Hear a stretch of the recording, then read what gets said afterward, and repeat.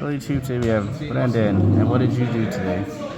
Played Ghoti. This is post Phantom Nightmare, by the way. Yeah. I don't know if it's legal yet, but our locals. Oh, so how premier events work? I guess for those in the comments, it is a sneak peek premier events. It's not up to players or locals. If you go to the FAQ, you are allowed to play new cards for the day. Okay. Yeah, Konami. So Yeah, because people can shut the fuck up in comments about that. they're always pissy about it. All right, so well, you played Cody. Yes. Pure Cody. Like the white or Ghoti, if you want to call it that. Okay. All right. How many cards are in your main deck? 40. What does your deck do? Because The- just to like give a ballpark of Summon what people are fish getting cards. into. What are we? I summon fish cards. It just sets up like a lot of interrupts. It kind of does like what Fire King does, but like vanishing. Okay. Not Fire King, Snake Eyes, my bad. Okay. You know, yeah, you'll get the gist of it. You said 40 cards, right? Yeah. Okay. So start off, I played 3 Full and the 1-for-1. So what this does is we banish it for cost on normal or special summon to e-telly any level 4 lower fish from your deck. So as you'll see, there's just a lot of options to access from that. I was kind of iffy about it because it does take your normal summon, but it pairs really well with one of the new cards, so it's very nice. And then kind of like your main dude for the deck, 3 lifeless. This is like your Rain of Heart Keldo in 1. Summon it, send any fish besides itself, and then if it's a grave, you can banish it to shuffle any 3 fish in your grave back and draw a card. Okay. And then, kind of glued together, 3 Abyss Shark. This card's very good in this deck, especially with the White Aura engine. If you control at least 1 water and all monsters of water, reveal from your hand, special summon it, and you mandatorily have to add any level 3, 4, 5 fish from deck to your hand. It's just an extender, helps you do like link plays or the Kraken play. So if you like open up like these two or this, or even like with the Sardine, you have like the synchro combo turn 1. It's like a lot of 2-card combos. Yeah, Great it's game. just a lot of 2-card combos. Okay. And then, kind of like one of the main targets you get off of it is Lightning Glare. It's just like an instant extender. Like, yes, it locks you out of hand, but like after you do this, like you're probably not gonna summon from hand anyways. I didn't like Exceed, I didn't like Minikara. I just prefer this because like instantaneous extending. It might seem silly, but I played 1 Royal Swamp Eel. The reasoning for this is it's a level 4 fish tuner.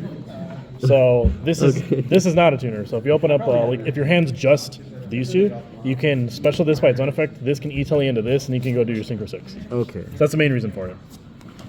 So what's it called again? Royal Swamp Eel. It is just the placeholder until we get the Fishport Harpooner. Okay. Yeah. It did come up. I did it once, and it won me the game because of that.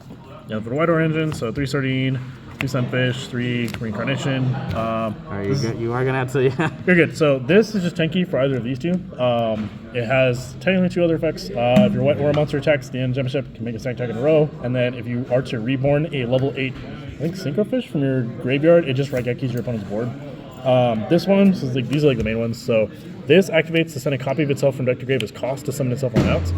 And then this one activates if you have a level 4 lower fish on field and engraved with the same name, you can reveal it, target the one engraved, summon this and itself on out. So basically, like the 2 combos, you send this, you activate, and then it brings these 2 on out. And then they both share the same effect. If they're summoned from the graveyard, they can treat themselves as a tuner. Oh, okay. So that's how you make 2. Synchro. Yeah, that's how you do it in the synchro. Okay. They make themselves tuners. All right. Yeah, and it was really good. I was kind of like iffy on it before, but just being able to like not have to commit a normal summon and really just pushing on your opponent, like and doing your synchro stuff, or just being able to like just play the game is really important. So it performed a lot better than I thought it would. And then for the Ghoti stuff, so it's all 1-ofs, so 1 of each tuner and then 1 of each non-tuner. The reasoning for this is that when they're all in rotation, you constantly have them. Maybe outside of this one and this one, if these get like permanently banished, you can't access them off a Kif, but usually you try to avoid doing that. But brief summary of what these do. So these 2 during your opponent's standby phase, or during your opponent's main phase, if they were summoned that turn, synchro summon into any fish monster. And then this one, the turn on your opponent's turn, it gets banished as a trigger effect, summons itself on out, and then same thing when it gets summoned, synchro summon into a fish. This guy, this is like your SP card. This is the new one, right? Yeah, so these 2 are the new ones. It's like your SP dudes. If you control fish, you get an extender, you can just summon itself on out. And then, so technically, it's another one you can do. If you open up these 2, you can go into a Royal Swamp Eel with this, and then reveal this, and you still have the synchro play. But this guy, so if your opponent special summons any monster at any point, you can target that special summon monster and any of your banished level 6 lower fish. You banish both the Kif and the monster they summon, and then you reborn your banished fish. So it seems confusing, but it's once you get it's easy.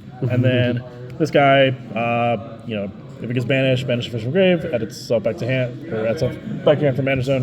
And then if it's in your hand, banish 2 fish from hand or grave, send itself on out. This is the new one. This is like really good. So if it gets banished, you banish any fish from your hand, your grave, or your face of field, sends itself on out. And then if it gets no more special summon, you can go to activate its effect to add any fish from your deck to your hand, and then banish after that any fish from your hand or face of field. So this card is very good. So it can access your Tuneful, it can access your, the White Aura Engine, the Abyss Shark, the Like Lifeless. you can search a Ghoti. Yeah, you can even search this stuff too. Yeah, Nice. it's insanely good. And then kind of like the instant fusion for the deck, the Ghoti Sarcophagus. Yeah. Real quick, would you play multiples of this? Because this seems like a. It is good, but like funny enough, these are kind of bricky. You just kind of want to access them when you need them. Okay. And like honestly, like with as much as I'm spamming this out, you always have access to it. Okay. So once it's in rotation, it is always there. Okay. That's like the main thing about it. But yeah, and then this card's like crazy. And then the rest is hand traps because it is just that kind of format. And this deck just literally has trouble going second. I cannot Dark Roll you and break your board. So 3 Ash, 3 Bell, 3 Veiler, and 3 Imperm. I just chose 1/4 trade hand traps because the Ghoti deck naturally kind of does a lot of 1/4 trading. The Kif, the Ascon. You just a lot of your stuff is trading a lot of the cards 1/1. So just being able to capitalize on it with these hand traps is good enough. And even then, like with the Snake Eye decks, they're like purposely trying to play through Joel and Nib, and a lot of them just kind of get really stunned by doing this, which is just good enough. Okay. So you like that lineup for you? Yeah, it worked out like really well for me today. That's main deck. Extra deck. The extra deck. So I played 2 of each of the Ghoti synchros. All right, you want to say the name so people Okay. ask. Alright, I guess we'll just call this a Serpent, Ascon, Deepion. Okay. So this guy, whenever he synchro summon, you banish any level 6 or lower fish from your deck, and then if it is used as synchro material, you can target any fish in your grave, banish it, and if you do, you add any fish from your deck to your hand with a level equivalent or lower than what you banished. This guy, this is kind of like another SP card, so whenever it's synchro summoned, you target any fish monster you control and any card your opponent controls, banish them both. Or just banish them, it doesn't have to be both. On synchro, you said? Yeah, on synchro summon. And then if itself gets banished at any point, you can banish any fish monster from your grave to revive itself. And then this guy is like the good one. It's like your blood dude. So this can synchro summon on your opponent's turn, you banish all cards on the field. And in a Snake Eye format, and just against a lot of decks, like it's just insanely broken. Yeah. Usually it just ends the game. And then like during the stamina phase after it's banished, it summons itself back out. And it gains 500 attack for each banished monster, so it gets very big. And then for other synchros, so the Purpose and the White Aura Well. This was actually really good today, just being able to synchro climb and not having to like kind of like waste this. So you can like reborn your like a few times a day, just use Purpose to like revive the what do you call it? The White Sunfish, and you can like synchro after that, into like a Baron or Chinging. So this card is like really good. This card unsummon Lightning Storm, and it can attack twice, and it does piercing. The fatty. This card's good. And then Dragite, because your main combo, you end on this, and you kind of need spell trap removal or negation because your deck does have a hard time trying to deal with evenly. And just even then, just, being able to negate like originals, bonfires, talents, like that's just good. Okay. And then for the 10s, as you saw, Baron, Chinging. I didn't play any others. I just think these are like the main ones I want to go into anyways. Like I thought about playing Ice Shade, it just did not come up at all today. And then for the Xyz, played Stealth Kraken. This kind of is helpful if you kind of get like hand trapped or stunned, or your just hands like really weak, or if you just like, if your hand is good enough, you can end on like this with like the synchro play follow up, and like this against like, and this like in a fire format is really play good. during their turn. Yeah, and like this in a fire format is just really good because it makes everything waters, so they don't really get to princesses easy. It's a non-targeting Dryden, right? And it's also non-targeting pop and then burns them. And then for the links, so one Abyss Keeper, one Area, and then Marinthus and Anemone. These 2 are mandatory. You don't have to play this. I play this because I'm citing Nib, so I just want to be able to make my Abyss Shark live because Abyss Shark cannot work if you have a monster that's not a water. But yeah, so this guy, on Link Summon, you special summon a fish to a zone it points to, and then you can target one other fish you control, any other card your opponent controls, banish them both. And then this, target any water monster with lesser attack in your grave, special summon it to a zone it points to. And then you're locked in the waters. And that's it for the X deck. And then for the side deck, I sided in like the higher impact cantrips, so 3 Droll, 2 Shifter, and 3 Nib. I can't really compliment how they worked. I mean, Droll is good when I sided it in. I didn't really draw Nib. I did not draw Shifter at all. Honestly, I kind of am tempted to take this out because you kind of want your grave, and even then, like the deck's just been kind of performing just fine as it is. Is there a world that you made that card?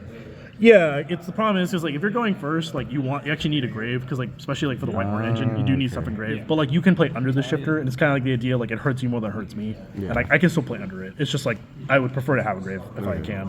However, again, I didn't really set it in that much anyways because like just trying to play around hand traps and like honestly, Soul Release like dude, this card actually is ridiculous. I do really want to main or side anti-spell for going first because that came up like at every single matchup today. Because I found out Droplet is a really annoying card against the deck. But yeah, 3 Soul Release, this card was crazy. And then, as you can imagine, this card's also good in your deck because you can banish your own fish and then they get their own effects. Nice. And then 2 Storm and Harpies because back row decks are just going to give you trouble. Nice. That's the deck. Thank you, Brandon. Anything else you want to say about your deck? Enjoy the thumbnail. Oh, God. Oh, about my deck. Oh, yeah. I don't know. There is some, like, I guess if anybody any changes I'd make, aside from playing anti-spell, I can't say that there's, like, major changes I'd like to make. I think it's probably just a case of, like, I just need to learn how to play a little better. I don't know. It's, like, not bad. I think it's, like, good if you know what you're doing, but it's definitely a lot less consistent than the Snake Eye deck because that has, like, a lot of push where, like, this doesn't have as much of a push, but when it works, I think it's a lot better. Nice. All right, well, thank you, Brandon, and subscribe, right? Sure. All right, well, you have a good night.